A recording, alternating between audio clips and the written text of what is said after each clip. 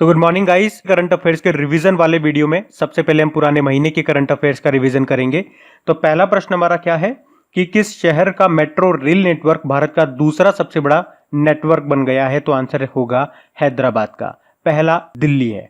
फिर है जानवरों की प्रवासी प्रजातियों पर CMS के COP13 का आयोजन किया गया था। कहां पे? आपके गुजरात में किया गया था, यानी कि convention on conservation of migratory species of wild animal.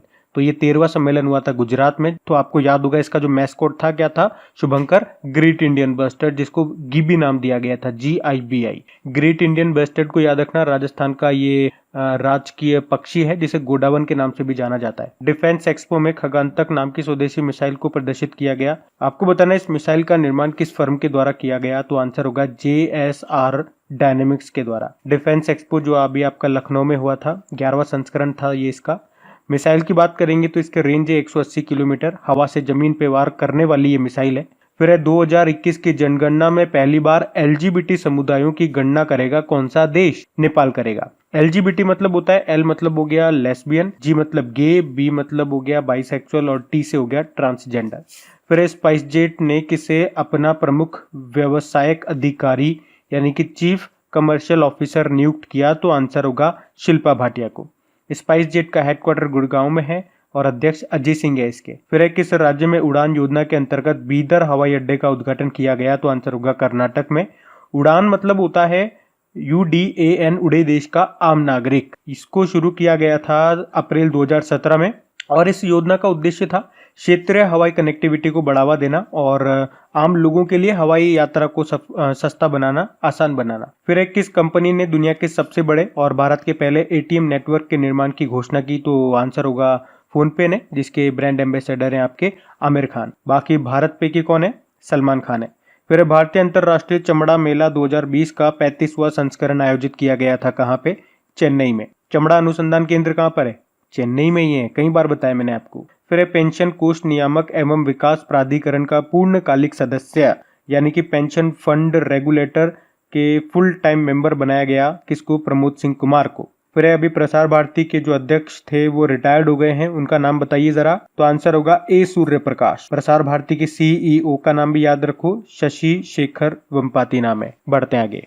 फिर अगला प्रश्न है 29वें सरस्वती सम्मान से सम्मानित किया गया किसको? वासुदेव मोही को। सिंधी लेखक है ये और 2012 में प्रकाशित इनकी एक लघु कथा संग्रह था चेक बुक, उसके लिए इनको ये सम्मान मिला है और इनको ये सम्मान 2019 के लिए मिला है। अच्छा, सरस्वती सम्मान की बात है तो एक पॉइंट मैं आपको बता दूं, पहला सरस्वती सम्मान मिला था किसको? डॉक्टर हरिवंश राय बच्चन को, उनकी आत्मकथा 10 द्वार से सोपान तक के लिए 1991 में, और ये दिया जाता है के बिरला फाउंडेशन की ओर से। फिर है 19वीं शंघाई कोऑपरेशन ऑर्गेनाइजेशन प्रमुखों की बैठक की मेजबानी कौन सा देश करेगा? तो ये भारत करेगा 2020 में। अब किस महीने करेगा ये तो अभी नहीं बताया गया है, और देखो जिस तरह से कोरोना का प्रकोप चल रहा है तो हो सकता है ये कैंसिल भी हो जाए। इसको अंग्रेजी में बोलेंगे हेड्स ऑफ गवर्नमेंट की बैठक, ये भारत में होगी। और 2020 में ही जुलाई में, जो शेड्यूल था उसके हिसाब से बता रहा हूँ, 2020 में ही जुलाई में जो शंघाई कोऑपरेशन ऑर्गेनाइजेशन की हेड्स ऑफ स्टेट्स की जो मीटिंग थी वो होने वाली है आपके रशिया में, और ये भी कैंसिल हो सकती है जिस तरह से सारे इवेंट कैंसिल हो रहे हैं। अच्छा, शंघाई कोऑपरेशन ऑर्गेनाइजेशन का हेडक्वार्टर कहाँ पर है? बीजिंग चाइना में है। फिर है अ विनिंग सिक्सर नाम की जो पुस्तक है, इसके लेखक कौन है? तो आंसर होगा WV रमन। और ये कौन है? ये वर्तमान में महिला क्रिकेट टीम के कोच हैं, WV रमन। फिर है किसके लिए दिल्ली विधानसभा चुनाव में पोस्टल बैलेट सर्विस शुरू की गई? तो आंसर होगा विकलांग लोगों के लिए और जिनकी उम्र 80 साल से ज्यादा है उन लोगों के लिए। मतलब उनको अब वोट देने के लिए वहां इतना दूर नहीं जाना होता था, लाइन में नहीं लगना होता था, घर से ही वो वोट कर सकते थे इस बैलेट सर्विस के थ्रू। रशिया के नए प्रधानमंत्री कौन बन गए? मिखाइल मिशुस्टिन बन गए। रशिया जिसकी कैपिटल मॉस्को है, करेंसी है रूबल, प्रेसिडेंट व्लादिमीर पुतिन है। फिर है दक्षिण मध्य रेलवे, इसका हेडक्वार्टर सिकंदराबाद में है। तो उसने अभी डोर स्टेप बैंकिंग के लिए किस बैंक के साथ समझौता किया? तो अभी आंसर होगा इसका स्टेट बैंक ऑफ इंडिया ने। और अभी हमने पढ़ा भी था, स्टेट बैंक ऑफ इंडिया ने अपने ग्राहकों के लिए डोर स्टेप बैंकिंग की सर्विस भी शुरू कर दी है। फिर है ऑस्ट्रिया के नए चांसलर कौन बन गए? सेबेस्टियन क्रूज बन गए। ऑस्ट्रिया जिसकी कैपिटल है वेना, करेंसी है यूरो। याद रखना ओपेक का हेडक्वार्टर यहीं पर है वेना में, और इंटरनेशनल एटॉमिक एनर्जी एजेंसी का भी हेडक्वार्टर यहीं पर है वेना में। फिर है किस देश ने विंग्ड रेडर नाम का अभ्यास का आयोजन किया? तो आंसर होगा भारत ने किया था, भारत की वायुसेना ने। कहाँ पे? उत्तर पूर्वी युद्ध क्षेत्र में। बांग्लादेश सरकार ने किस द्वीप पर 1 लाख रोहिंग्या शरणार्थियों को बसाने की योजना बनाई? तो आंसर होगा भाषण 4 द्वीप पे। बांग्लादेश जिसकी करेंसी है टका, कैपिटल है ढाका, और प्रधानमंत्री शेख हसीना है और अब्दुल हामिद इसके प्रेसिडेंट है। फिर एक किसे 2017 के लिए राष्ट्रीय लता मंगेशकर अवार्ड से सम्मानित किया गया?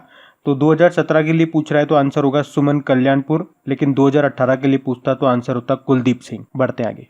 तो चलिए अभी कल के करंट अफेयर्स का भी हम एक बार रिवीजन कर लेते हैं। पहला प्रश्न आपसे पूछा गया था कि बैडमिंटन वर्ल्ड फेडरेशन के आई एम बैडमिंटन अभियान में किसे एम्बेसडर के रूप में शामिल किया गया है? तो आंसर होगा पीवी सिंधु को। पीवी सिंधु से अभी एक बुक भी आई थी, याद रखना इनके ऊपर, shuttling to the top the story of PV Sindhu के नाम से, जिसके राइटर हैं वी कृष्णस्वामी। अच्छा, बैडमिंटन वर्ल्ड फेडरेशन की बात करेंगे, इसका हेडक्वार्टर है कुआलालंपुर मलेशिया में। फिर जो भारत की एक आईटी कंपनी है टीसीएस, वो किस देश के पहले डिजिटल बैंक को लॉन्च करेगी?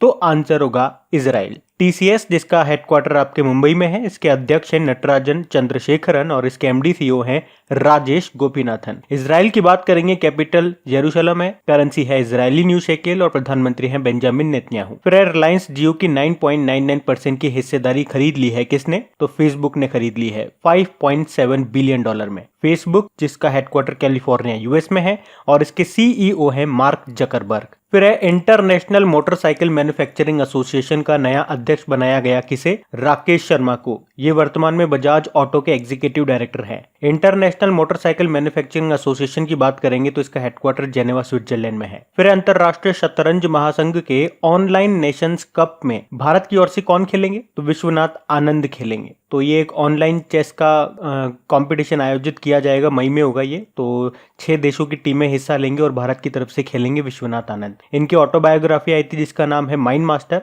और अभी इनसे एक रिलेटेड क्वेश्चन भी पड़ा था। वर्ल्ड वाइड फंड इंडिया ने पर्यावरण शिक्षा कार्यक्रम का राजदूत बनाया था इनको। फिर है वॉश करो नाम से मोबाइल एप्लीकेशन किसने डेवलप की है? तो ट्रिपल आईटी दिल्ली ने। ट्रिपल आईटी मतलब Indraprastha institute of information technology. तो इसने ये वॉश करो नाम से मोबाइल एप्लीकेशन लॉन्च की है जो लोगों को कोविड-19 के बारे में चेतावनी देगा और उन्हें जागरूक भी करेगा। फिर है किसे हुआवेई टेलीकॉम इंडिया का नया सीईओ बनाया गया? तो आंसर होगा डेविड ली को। ये चाइना की कंपनी है, चाइना के शेंजेन में इसका हेडक्वार्टर है। फिर एक किस पेमेंट बैंक ने डेबिट कार्ड जारी करने के लिए मास्टर कार्ड के साथ समझौता किया? तो आंसर होगा पेटीएम पेमेंट बैंक ने। और इसका लक्ष्य भी है कि 2020-21 तक के टोटल 1 करोड़ कार्ड जारी कर दे, और इससे पहले इसी के लिए इसने वीजा के साथ भी समझौता किया था इसी पर्पज से। पेटीएम की बात करेंगे, 2010 में स्थापना हुई थी, नोएडा यूपी में इसका हेडक्वार्टर है, फाउंडर है इसके Vijay Shekhar Sharma. Paytm payment bank की बात करेंगे तो उसके एमडी सीईओ है सतीश कुमार गुप्ता। फिर रैपिड स्क्रीनिंग के लिए तिरंगा नाम से एक वाहन कहां पे लॉन्च किया गया? तो केरल में। तिरंगा की फुल फॉर्म होती है टोटल इंडिया रिमोट एनालिसिस निरोग अभियान। तो एक तरह की ये गाड़ी है जिसके अंदर डॉक्टर बैठे रहेंगे और बाहर जो मरीज होंगे उनका जांच किया जाएगा। फिर किस राज्य ने आयु और सेहत साथी एप्लीकेशन लॉन्च किया? तो आंसर होगा राजस्थान ने। राजस्थान जिसकी कैपिटल जयपुर है, मुख्यमंत्री अशोक गहलोत और गवर्नर कौन है? कलराज मिश्र। और याद रखना भी लॉकडाउन लगाने वाला पहला राज्य आपका राजस्थान ही है। वहीं पे रैपिड टेस्टिंग शुरू करने वाला पहला राज्य भी आपका राजस्थान ही है। फिर अभी विश्व पुस्तक व कॉपीराइट दिवस कब मनाया गया? तो आंसर होगा 23 अप्रैल को। और 2020 की विश्व पुस्तक राजधानी रही है कुआलालंपुर मलेशिया, और इसका स्लोगन नारा रहा KLBACA बाका कैरिंग थ्रू रीडिंग। फिर है सुजलम सुफलाम जल संचय अभियान, ये किस राज्य की जल संरक्षण योजना है? तो ये गुजरात की है। एक्चुअली ये भी न्यूज में था क्योंकि अभी इसका तीसरा संस्करण शुरू हुआ। ये शुरू हुई थी 2018 में। और इसमें क्या होता है, जब मानसून आता है, जब वर्षा आती है, उसके पहले जो नदी हो गए, जो झरने वगैरह हो गए, बांध वगैरह, उनको और गहरा किया जाता है ताकि बरसात का पानी उनमें ज्यादा से ज्यादा स्टोर हो सके। बढ़ते आगे। तो चलिए स्टैटिक क्वेश्चंस की बात करेंगे। तो पहला प्रश्न आपसे पूछा गया था, भारत के पहले चीफ जस्टिस ऑफ इंडिया कौन रहे? तो आंसर होगा HJ कानिया। HJ मतलब होता है हरिलाल जेकी सदास कानिया। अच्छा, मान लो अगर आपसे पूछा जाता कि भारत की पहली महिला चीफ जस्टिस ऑफ इंडिया कौन रही? तो फातिमा बीबी रही। और अभी वर्तमान में कौन है? शरद अरविंद बोबड़े हैं। कौन से नंबर के पूछेंगे? तो 47 नंबर के हैं। चलो एक और प्रश्न आप मुझे बता दो, चीफ जस्टिस ऑफ इंडिया होते हैं, उनकी जो रिटायरमेंट एज होती है वो कितनी होती है? वैसे मैं आपको कई बार बता चुका हूँ, 65 ईयर होती है इनकी। और जो हाईकोर्ट के चीफ जस्टिस होते हैं उनकी होती है 62 ईयर, ये याद रखना। फिर है राज्यसभा में राष्ट्रपति कितने सदस्यों को मनोनीत करते हैं? तो आंसर होगा 12 को। फिर आपको बताना है राज्यसभा में मनोनीत सदस्यों का कार्यकाल कितना होता है? टाइम पीरियड 6 साल का होता है। फिर है जब भारत के राष्ट्रपति और उपराष्ट्रपति दोनों न रहे एक साथ, तो फिर राष्ट्रपति के कर्तव्यों का निर्वहन कौन करेगा? तो सिंपल सी बात है, भारत के जो मुख्य न्यायाधीश होते हैं, चीफ जस्टिस ऑफ इंडिया, वो करेंगे। अच्छा, एक एग्जांपल ले लेते हैं कि मान लो चीफ जस्टिस ऑफ इंडिया भी नहीं है, तो फिर कौन करेगा? तो सुप्रीम कोर्ट का जो सीनियर मोस्ट जज होगा ना, वो करेगा। अच्छा, क्या कोई ऐसा एग्जाम्पल रहा है जो प्रेसिडेंट और वाइस प्रेसिडेंट नहीं रहे हों? तो ये बात है 1969 में, जब 35 दिनों के लिए जो चीफ जस्टिस थे उस वक्त हमारे एम हिदायतुल्ला, वो कार्यकारी राष्ट्रपति बने थे और अपने रिटायरमेंट के बाद वो वाइस प्रेसिडेंट भी बने थे। तो उस समय की बात है जब प्रेसिडेंट और वाइस प्रेसिडेंट दोनों नहीं थे, तो उनका कार्यभार संभाला था चीफ जस्टिस ऑफ इंडिया ने। फिर है उपराष्ट्रपति की अनुपस्थिति में भारत के राष्ट्रपति अपना इस्तीफा किसको देंगे? तो किसको देंगे? चीफ जस्टिस ऑफ इंडिया को देंगे। कौन सा राज्य लगभग पोलैंड देश के जितना बड़ा है? तो याद रखना महाराष्ट्र है, लगभग इसी के बराबर है। यूरोपियन कंट्री है पोलैंड एक। अच्छा, अगर ऐसे पूछा जाए कि पोलैंड जैसे कितने देश भारत में समा सकते हैं, तो लगभग 11 देश, देख लो आप। फिर है यूनेस्को का हेडक्वार्टर कहाँ पर है? पेरिस फ्रांस में है। और यूनेस्को मतलब होता है United Nation Educational Scientific and Cultural Organization. इसके हेड है ऑद्रे ओजाले। फिर है अंतरराष्ट्रीय समुद्री संगठन यानी कि इंटरनेशनल मैरीटाइम ऑर्गेनाइजेशन, इसका हेडक्वार्टर है आपका लंदन में। अभी आपको याद होगा हमने नेशनल मैरीटाइम डे भी मनाया, राष्ट्रीय समुद्री दिवस 5 अप्रैल को। और इंटरनेशनल मैरीटाइम डे कब मनाते हैं, यानी कि अंतरराष्ट्रीय समुद्री दिवस? तो इसका कोई फिक्स डेट नहीं है, सितंबर के लास्ट वीक में जो थर्सडे होता है उस दिन मनाया जाता है। 2019 में तो अपन ने 26 सितंबर को मनाया था और इस बार मनाएंगे 24 सितंबर को आएगा ये, तो ये याद रखना। फिर है वर्ल्ड किडनी डे। तो कल मैंने आप लोगों को मार्च की इंपॉर्टेंट डेज का वीडियो दिया था, तो उसमें भी हमने पढ़ा था वर्ल्ड किडनी डे। कोई फिक्स इसका डेट नहीं है, ये मार्च के दूसरे गुरुवार को मनाया जाता है और इस बार ये पड़ा है 12 मार्च को। तो देखो वो वीडियो आप लोग देख लेना अगर आप लोगों ने वो वीडियो नहीं देखा तो। और हाँ, अगर वो वीडियो पसंद आता है तो उसे शेयर जरूर कर देना आप लोग, क्योंकि उसमें बिल्कुल भी व्यूज नहीं आए। बहुत दिल से बनाया था मैंने वो वीडियो, लेकिन व्यूज नहीं रहे उसमें। तो अगर अच्छा लगता है पहले खुद से देखना, अगर अच्छा लगता है तो शेयर करना आगे। फिर है पृथ्वी दिवस, अर्थ डे। ये हमने कब मनाते हैं? ये अभी मनाया नहीं है, ये कब मनाते हैं? ये 22 अप्रैल को मनाएंगे हम। और 22 मार्च को हमने क्या मनाया था? वर्ल्ड वाटर डे मनाया था, विश्व जल दिवस। और 22 मार्च को वैसे बिहार दिवस भी मनाते हैं अपन। बढ़ते हैं आगे। सो अब इंपॉर्टेंट डेज की बात करेंगे तो पहला प्रश्न है DRDO दिवस, ये हमने कब मनाया? तो DRDO की आपकी स्थापना हुई थी कि 1 जनवरी 1958 को, तो 1 जनवरी को मनाते हैं DRDO दिवस। फिर है विश्व ब्रेल दिवस, वर्ल्ड ब्रेल डे, ये हमने 4 जनवरी को मनाया। और मैंने आपको कई बार बताया जो ब्रेल लिपि होती है इसमें कितने डॉट्स का इस्तेमाल होता है ये आपसे पूछा जा सकता है, ये आपको पता होना चाहिए, 6 डॉट्स का। फिर है अभी 16वां प्रवासी भारतीय दिवस हमने मनाया कब? 9 जनवरी को। अंतरराष्ट्रीय प्रवासी दिवस भी आप याद रखो, ये हमने मनाया था 18 दिसंबर को, जिसकी थीम थी वी टुगेदर। फिर है विश्व हिंदी दिवस, ये हम 10 जनवरी को मनाते हैं। और एक नेशनल हिंदी दिवस यानी कि राष्ट्रीय हिंदी दिवस, नेशनल हिंदी डे 14 सितंबर को मनाते हैं। राष्ट्रीय युवा दिवस, ये स्वामी विवेकानंद जी के जन्मदिन को मनाते हैं 12 जनवरी को। और इसकी इस बार की थीम क्या रही थी? Channelising youth power for nation building. और इंटरनेशनल यूथ डे, ये भी हम 12 तारीख को ही मनाते हैं, लेकिन महीना हो जाता है अगस्त का। और 12 अगस्त को वैसे वर्ल्ड एलिफेंट डे भी मनाया जाता है। फिर है सशस्त्र बल भूतपूर्व सैनिक दिवस, ये हमने 14 जनवरी को मनाया।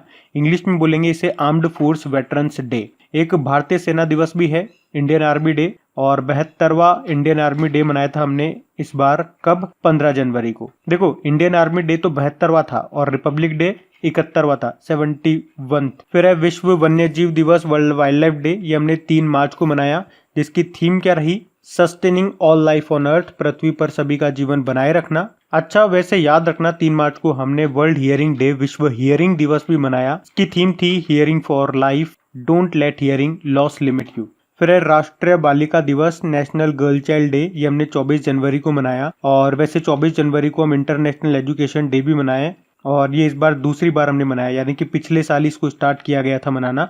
और इस बार किसकी थीम रही? Learning for people, planet, prosperity and peace. अच्छा, ये तो हमने कह दिया कि राष्ट्रीय बालिका दिवस तो 24 जनवरी को मनाया। अंतरराष्ट्रीय बालिका दिवस, इंटरनेशनल गर्ल चाइल्ड डे, ये हमने 11 अक्टूबर को मनाया। और हमने ये भी कहा कि 24 जनवरी को इस बार हमने इंटरनेशनल एजुकेशन डे मनाया। तो साथ में याद रखो नेशनल एजुकेशन डे कब मनाया था? ये मनाया था 11 नवंबर को। भारत के पहले शिक्षा मंत्री थे मौलाना अबुल कलाम आजाद, उनके जन्मदिन को। और एक और मैं आपको हमेशा इससे रिलेट करके याद कराता हूँ, इंटरनेशनल वुमेन डे, अंतर्राष्ट्रीय महिला दिवस 8 मार्च को मनाया। फिर है राष्ट्रीय मतदाता दिवस, ये हम 25 जनवरी को मनाते हैं। एक्चुअली 25 जनवरी 1950 को भारतीय चुनाव आयोग का गठन हुआ था इसीलिए। और इस बार किसकी थीम रही थी? Electoral literary for stronger democracy, मजबूत लोकतंत्र के लिए चुनावी साक्षरता। और वैसे 25 जनवरी को और कौन सा इंपॉर्टेंट डे आता है? नेशनल टूरिज्म डे, और एक वर्ल्ड टूरिज्म डे भी होता है जो हम 27 सितंबर को मनाते हैं। और मैंने आपसे हमेशा पूछा है वर्ल्ड टूरिज्म ऑर्गेनाइजेशन का हेडक्वार्टर कहाँ पर है, तो आज मैं नहीं बताऊंगा, आज ये प्रश्न बनता है आपके लिए, वर्ल्ड टूरिज्म ऑर्गेनाइजेशन का हेडक्वार्टर कहाँ पर है। तो गाइज ये था आज का हमारा करंट अफेयर्स का रिवीजन वाला वीडियो। अगर वीडियो आपको अच्छा लगता है, हेल्पफुल लगता है, तो प्लीज इसे शेयर जरूर करना अपने दोस्तों के साथ में, या जो भी आपका व्हाट्सएप या फेसबुक पे कोई भी स्टडी ग्रुप हो तो वहां पे प्लीज इसे शेयर जरूर कर देना। और आप में से अगर कोई इस वीडियो को फर्स्ट टाइम देख रहा है तो आप इस चैनल को सब्सक्राइब कर लीजिए, और सब्सक्राइब करने के बाद में पास में जो बेल आइकन आएगा उसे आप जरूर दबाइएगा ताकि आपको वीडियोस के नोटिफिकेशन मिलते रहें। और हाँ, एक और बात, अगर आप में से कोई इसको फर्स्ट टाइम देख रहा है और अगर वीडियो आपको अच्छा लगा है तो मुझे कमेंट बॉक्स में जरूर बताना कि हाँ आप इसे फर्स्ट टाइम देख रहे हैं या आपको किसी ने सजेस्ट किया है, तो भी उससे मुझे भी एक पॉजिटिव फीलिंग आती है। तो आप कुछ क्वेश्चंस मिलेंगे आप लोगों को, आप इसको सॉल्व कीजिएगा और देखिएगा कितने क्वेश्चन आप लोगों से बन पा रहे हैं, बाकी हम इनको कल सॉल्व करेंगे। ये रहे क्वेश्चन आपके सामने।